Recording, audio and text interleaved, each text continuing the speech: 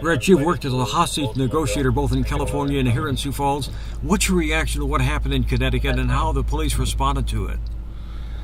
My initial thoughts are obviously the horrific nature of it that's going to be involved for the parents and the relatives, and then secondarily, to me, one of the most critical things is the traumatic injury that the law enforcement and EMS personnel that were the initial responders are going to suffer as a result of this. And we owe it to ourselves and our profession to make sure that those individuals are taken care of.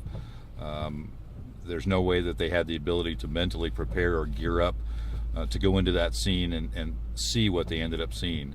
A lot of the times we have that ability out here to kind of at least get a basic idea of what we're going to be involved with. There's no way that they could have ever imagined that that's the scene they were going to walk into.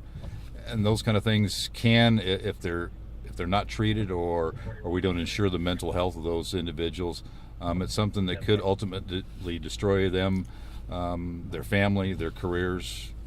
We need to take care of our own as well. Especially when children are involved.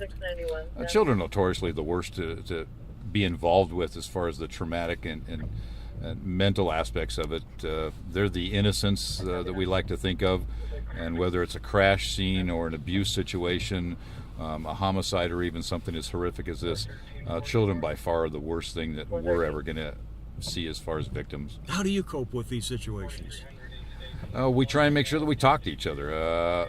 Years ago when I first started in this business, you didn't talk about your feelings and how it affected you, and it wasn't considered the manly thing to do as a police officer. And there's no doubt in my mind it's destroyed friends and people I've worked with over the years.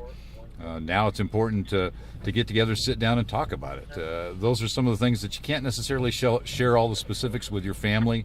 You don't want to expose them to the horrific natures to that degree. And so it's important for us to, at least amongst ourselves, share our feelings, what's going on, what we feel. We've been having problems sleeping, eating, those things. Talking's the way to handle it. Thank you, Brad.